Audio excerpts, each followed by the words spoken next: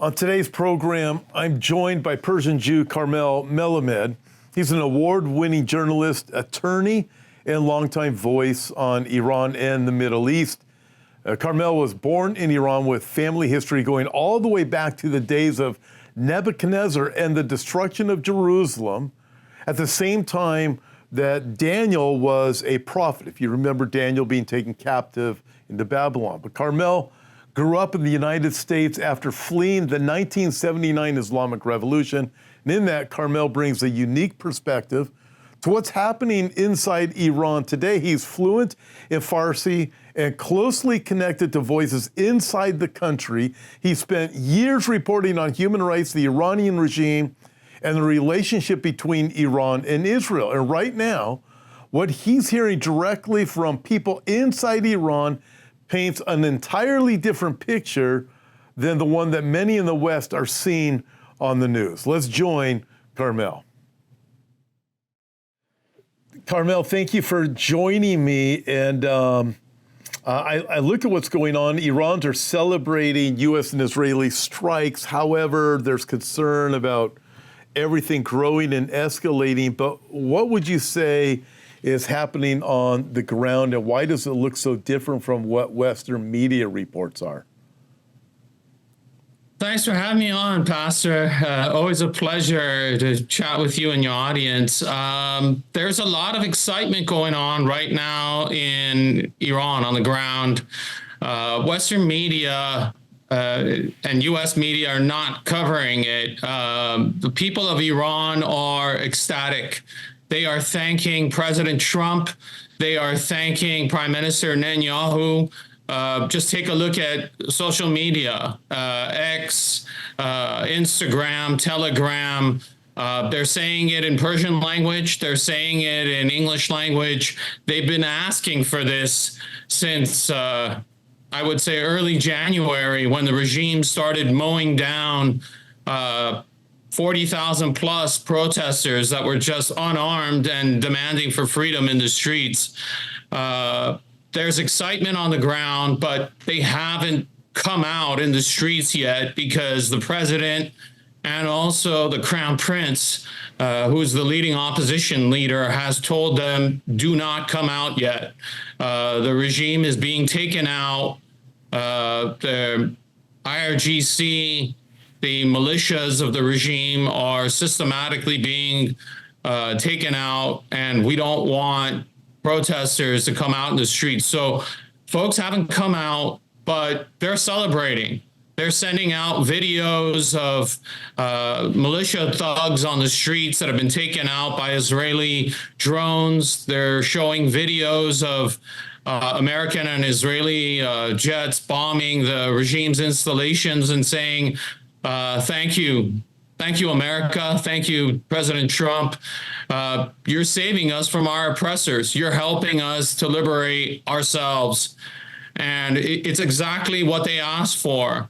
And they're ready. As soon as the bombing stops and they're given a directive, they're ready to pour out in the streets and take their country back. How exactly are they going to do it? Well, we don't know quite yet.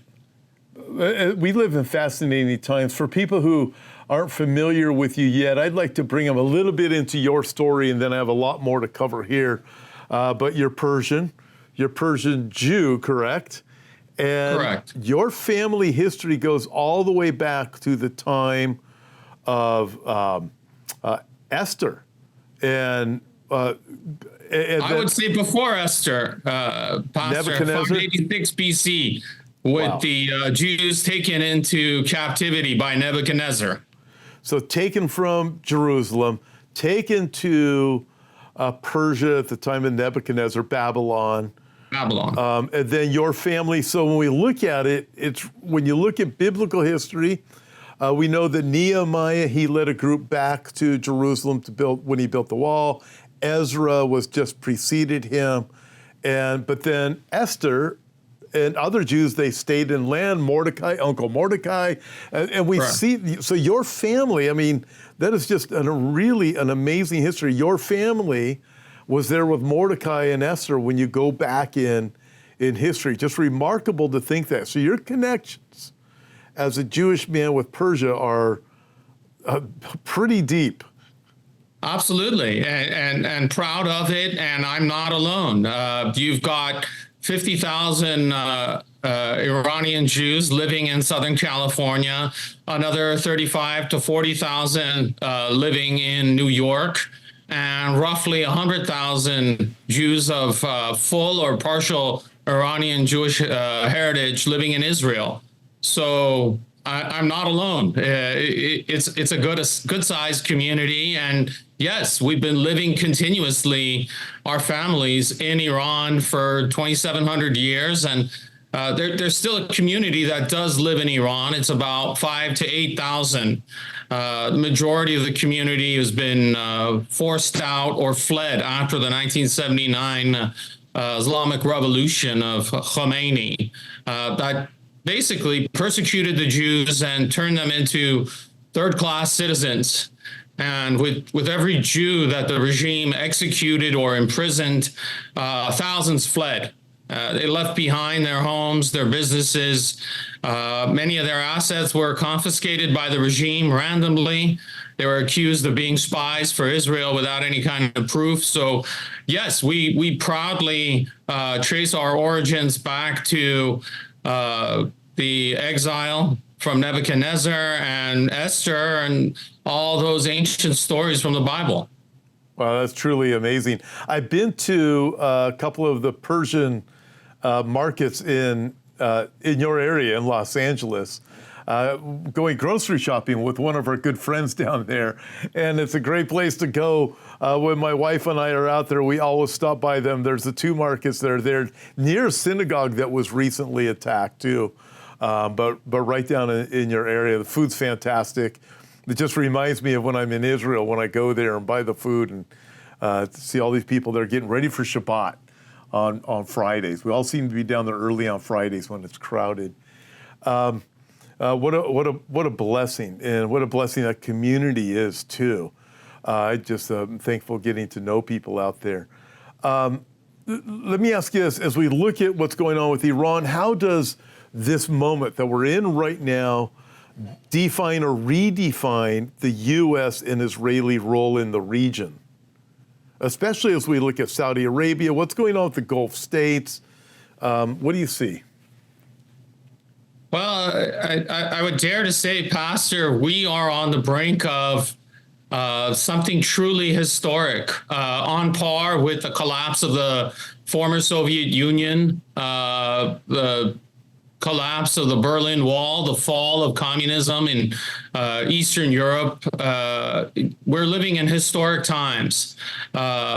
This regime in Iran that has been a cancer on the people of Iran and on the Middle East, and really keeping that entire region in horrific blood, a lot of bloodshed, a lot of terrorism for no reason. We're on the brink of that regime collapsing. And by God's will, when that regime, I won't say if, but when that regime collapses, we may see a significant shift in the Middle East as far as peace, as far as stability, because the Ayatollahs and their goons have been a great source of instability, war, death, killing, not just in Israel, but a lot of the Arab countries. And once they're taken out of the equation and a stable, democratic, secular government is put into place in Iran, you will see Iran make peace with Israel very quickly. And the Arab countries, I would say, will follow suit thereafter, because they don't want to be left behind with a wealthy Iran, an educated Iran, partnering up with Israel in sectors of technology, agriculture, AI, business, you name it. The Arab countries are most definitely going to line up and try to make their peace deals with Israel, because they don't want to be left behind. And it's going to transform the Middle East. It's just a very, very exciting time. Right now, it's difficult because we're not seeing it happen instantaneously. We're really used to seeing things happen very quickly because, technology and the media, but it's going to take a little bit of time to uproot this regime and allow the people of Iran to take back their country. Obviously, Israel and America are not going to send troops on the ground, and they don't need to. The people of Iran will take back their country. They are furious. They are infuriated because they've been slaughtered for no reason during January 9th to the 11th of this year, and they want vengeance. I've spoken to a number of individuals that have said the Ayatollahs and their thugs and the IRGC will be lucky if Israel or America takes them out, because if we ever get our hands on them, we are literally going to be tearing them limb from limb. They've slaughtered our children, our brothers, our sisters, our parents. It's been without mercy, and we will seek vengeance. That's how intense it is. So I've read about some of the reports of some of the IRGC members saying that's what they fear. If their regime goes down and the people take over, there will be vengeance that's taken on them because of the exact reasons that you say.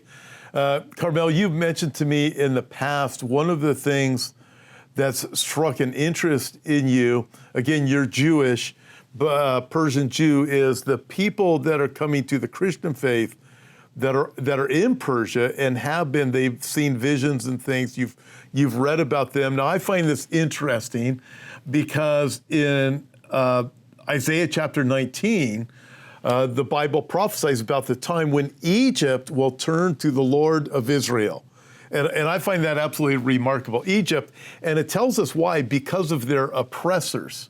And then it also is a prophecy for the future. It talks about Assyria, but meaning the mass of Assyria that once was and what they controlled. Well, for the same reason, because of their oppressors, they will turn to the Lord God of Israel. And I find this very fascinating that just the dynamic, there was an underground church has been operating in Iran, and people having visions. And granted, I believe Jesus is coming again. You believe you're waiting for the Messiah, but there's these where we have this major connection because of the Bible. I believe the Old Testament is 100% true. I believe the New Testament is a continuation of the Old Testament. It's the whole book.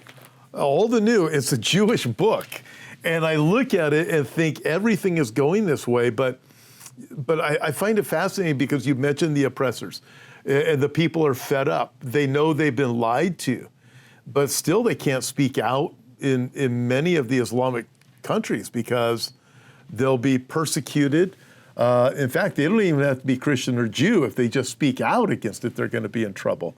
What are your thoughts as you look at you've heard about the underground church, and we have mutual friends. Absolutely. Absolutely. And I mentioned it on the program with you previously. The fastest growing church today is in Iran. And that is, for whatever you want to call it, miraculous. It's on a biblical level to think that so many thousands of Iranians are turning to Christ on their own, and abandoning Islam in the heart of a country that has been ramming Islam, radical Shiite Islam, down their throats for 47 years. To think that Christianity is not just occurring, but it's blossoming in that kind of environment, I would say is some kind of miraculous on a biblical level.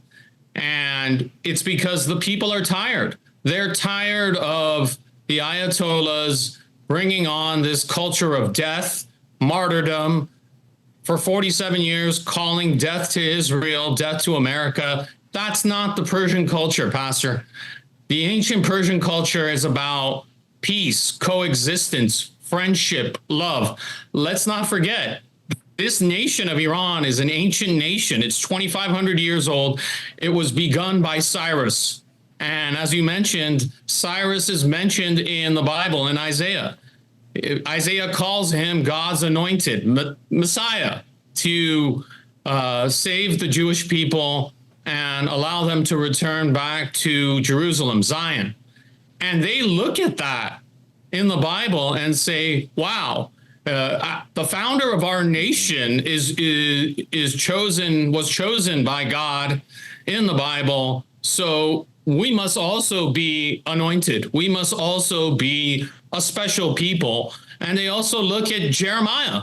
Jeremiah mentions Elam, in a few of the passages of Jeremiah. So they're looking at that and they're saying, we want that. The message of Christ and Christianity is about love, peace, friendship, coexistence. We, the Iranian people, this is what they say to me: we have no beef with the people of Israel. In fact, we love them. We have this ancient connection from Cyrus the Great. We have this biblical connection with them. And then also in modern times, the Israelis have saved us. They've sent in aid in the 1960s, whenever there's been floods or earthquakes. If anything, the Israelis are our friends. And the cherry on top would be what Israel is doing for them now, is helping to liberate them from their oppressors. So if you thought they loved Israel and the Jews before this recent war, now Israel and also America is on a pedestal. So it's very exciting, and it's really miraculous that a lot of people in that country are abandoning Islam and coming to Christ. And I promise you, Pastor, you're not seeing this, but once this regime collapses, the future of Iran is going to look very, very different religiously. And that's because people are hearing the gospel. They're hearing the message.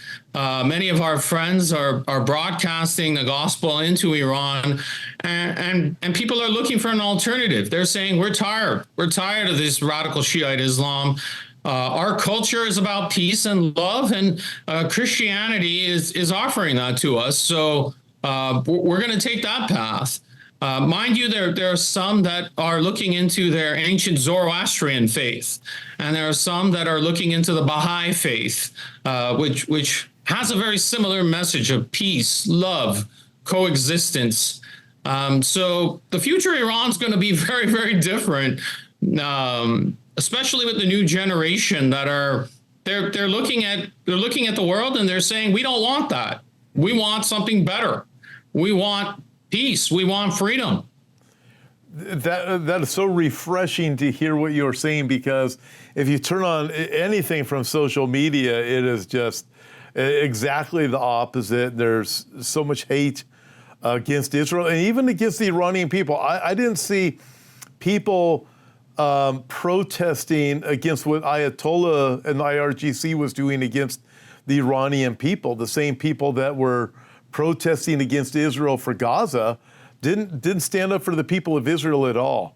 And now we're hearing things coming from the right that are the opposite of what you're saying, which I know these things to be true because I talk with people like you, and and it's so refreshing to actually have you come on here and share this, because this message needs to go out there. The world needs to hear it. As I think of you and your reporting, when you report, you combine journalism, law, and activism. So how does that shape your insights into Iran? Because you have this different understanding than not all journalists or reporters will have. Well, I've been very blessed, Pastor, to have many friendships with my compatriots inside Iran. They've trusted me for the past 26 years to be their voice in the media here in America in any capacity in reporting. And I take that responsibility very seriously. They have their voices blocked by the regime, and it's really my duty. It's my honor to be their voice, share their message. Many activists throughout the country, not just in Tehran, and they tell me every day, almost every day, they get through Even when the internet's down, they get through Starlink and let me know day to day what's happening. And I'm just trying to be their voice. I'm just trying to share their message, their desires, their hopes. I speak their language. I haven't set foot in Iran since I was 2 years old, but I speak Farsi fluently. And it's because my family has always been very proud of that culture. My parents taught me the language. I've never studied it formally in a school setting per se, but my compatriots are, I love them. I really do. And they're genuinely great people. They don't get into religion. They're all about humanity. And I'm sure you met many people from the Iranian background that are they're very nice, they're very warm, they're very hospitable. And this calamity that they've been experiencing for the past 47 years, it's a nightmare. It's not the reality of who they are, what the culture is. This is a really amazing culture and amazing people.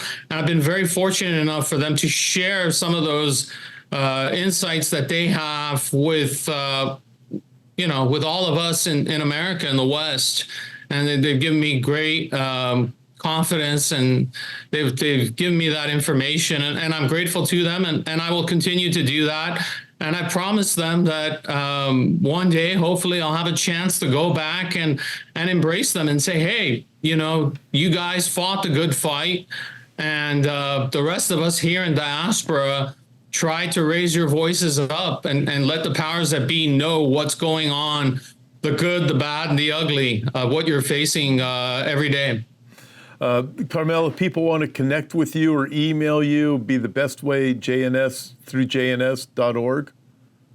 They can connect with me through JNS. I don't publicize my email for obvious security reasons, safety reasons. They can also connect with me through X. It's my first and last name. I'm on X. They can connect with me through X, social media, and more than happy to answer any questions. Great. How would a secular democratic Iran shape the Middle East? Well, I think if you look at the people on the ground are willing and very interested in turning a page from this regime. They've said many times that they want to engage in the world. They're tired of being ostracized. They're tired of the sanctions. They're calling out the Crown Prince as their leader. They're saying, long live the king, Javid Shah, which means long live the king, and Pahlavi will return, which is referencing the Crown Prince. The Crown Prince has come out and said he would like to be a transitional leader to help the country get to a point where they can vote in free democratic elections of what kind of future democratic government they want. Constitutional monarchy, a constitutional parliamentary system, a republic. So once that's established, you're going to see Iran open for business economically and trade in the Middle East with America, with Europe, with Israel. That's going to transform the whole region. It's going to transform Iran. Once you have a democratic secular government, you're going to have a lot of foreign investment. Businesses are going to come in and say, hey, there's a government here that's stable. Our money invested in this country is safe, it's secure. There's some kind of judicial system to handle any kind of disputes. It's not some kind of random revolutionary Islamic court that has no laws. Likewise, the people are going to come out and say, hey, we voted for this democratic government. It's answerable to us. And we don't want war with America. We want peace with America. We want peace with Israel. So that will be transformative. And likewise, the nations of the Middle East, for the most part, Israel and the Arab countries, they want peace. They want, to coexist with the people of Iran who are totally separate from this regime. Again, the only obstacle is the leaders that have been left and the Revolutionary Guard, the thugs, these folks need to be removed. And once they are removed, sky's the limit for, the great things that could come about for Iran, for the region. And let's not forget, Pastor, you've had 50 years of that Ayatollah regime keeping Iran down. They haven't invested a penny in Iran's infrastructure, water, the electrical grid, any of the industries, the energy sector. All that's going to need to get upgraded. All of that's going to need to get rebuilt. Obviously, there's going to be a lot of buildings and structures that have been destroyed because of the war. All that needs to get rebuilt and reconstructed. Guess who they're going to be coming to for a lot of that? Yeah. America, yeah. Israel. Yeah, yes. They're not going to be looking very favorably upon Europe, which has been really coddling the Ayatollahs and hesitant to come in on this fight to take out their goons. So it's going to be win-win for us in America and also for the Israelis. They've stood with the people of Iran in this fight. Which cultural sectors do you think will rebound the fastest? It's hard to say, but I would think that at least at a very minimum, those involved in the healthcare sector may rebound pretty quickly. You're going to have a large contingency of doctors and health experts that are Iranian and live in the West, in Canada and America and Europe, Australia. They will go back almost very instantly and provide a lot of the medical care that people need.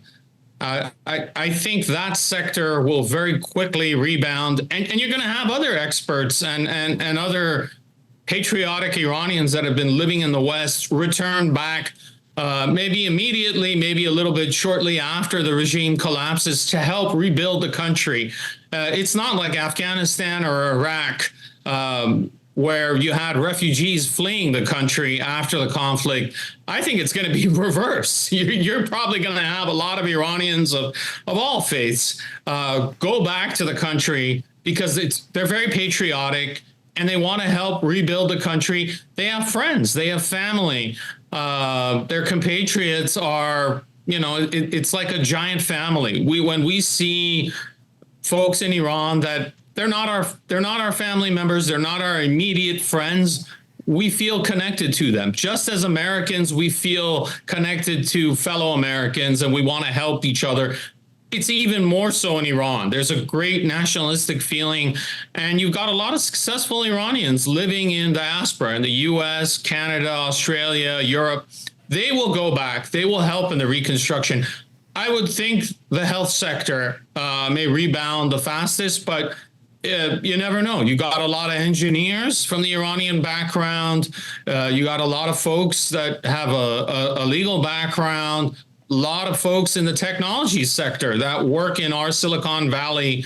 They've indicated that they want to go back and invest. So I think it's going to be across the board. Mm-hmm.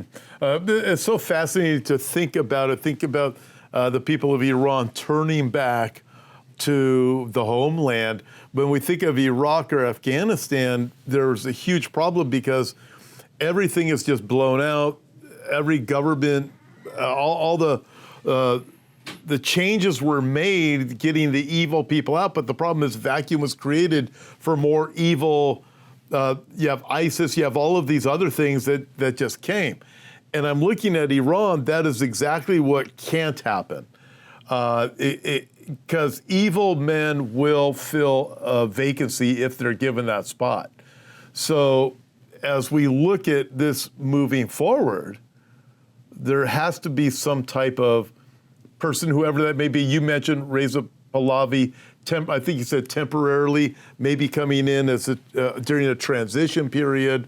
But that's just a possibility. We really don't know who that would be yet, but that is necessary, or it's just going to be another wicked ruler that would come in if it's not handled correctly in that change. Absolutely. We don't know for sure. I would guess that the Crown Prince, which many people have been calling out his name, not in the thousands, but in the millions.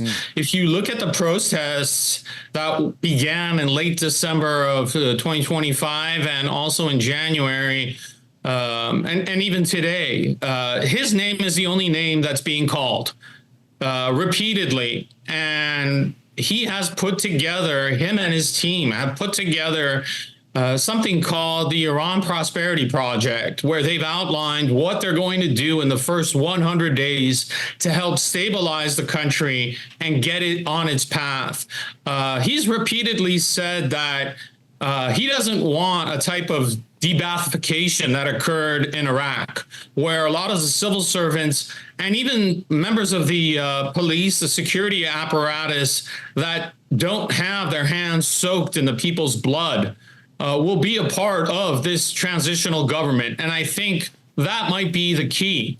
Again, we don't know if he's going to, if he's going to be the guy to implement this transitional government. But the fact that he's saying that we're welcoming all Iranians that are patriotic, that don't have ties with the regime as far as killing people, repressing people, their hands aren't soaked in the blood of innocents. We're willing to welcome them into the fold and allow them to help run the country during this transitional period. I think that's key to helping to prevent the country from imploding and getting into a chaotic situation where you have these quote unquote evil forces taken over. What would you say is the single most important takeaway about Iran today? The most important thing about what? Takeaway about Iran today. What would you say is the single most important takeaway? I mean, the world doesn't really understand because there's so many different voices that are out there. Everything you shared was just great to hear, very refreshing. But is there something, a single message that you would like people to understand about Iran? You mentioned the people, their genuine kindness, what they want to see happen. Is there anything else about Iran you'd like them to know? I think we need to listen to the people of Iran and go with what they are asking for. They are asking for the help of the West, America, Israel, to firstly remove this evil regime. Don't cut it short. Get rid of this, root out this cancer that has been plaguing them, because they don't have arms. They have no way of fighting back. So they would like to have, number one, a leg up where the regime is deteriorated to the point where they can take over. And you'll have enough defections from the military and the security apparatus where they will eventually join the people. So their message, number one, is don't stop. Keep going until they're gone. It's kind of like the Allies going into Berlin, but leaving the remnants of the Nazis in power. They're saying, don't leave any of them. Take them out, or at least allow us the opportunity to take them out. So that, I think that's number one. Number two is we're ready. We're ready to join the rest of the world. We want your support once this regime is gone to help us transition into stability. And I think the world is going to be really surprised because, again, like I said, Iran is not Afghanistan. Iran is not Venezuela. Iran is not Iraq. The people there are very educated. They're very pro-Western, not just the younger generation, the older generation. They're ready to embrace this new time. And again, they're saying Reza Pahlavi is our guy. We want you to get behind him. We voice support for him. And we want to get on top of this peace train. And you're going to be really surprised, Pastor, that the love that they feel for Israel, the Israeli people, the Jewish people, and now the American people, because of President Trump it's going to knock people's socks off. You're not seeing it right now because our media is not covering it, but the social media, it's all over. And I would dare to say that the president and Prime Minister Netanyahu have achieved something of historic, epic level in the minds of Iranians for all of Iranian history. They are going to be known as noble leaders who helped liberate the country from this evil force.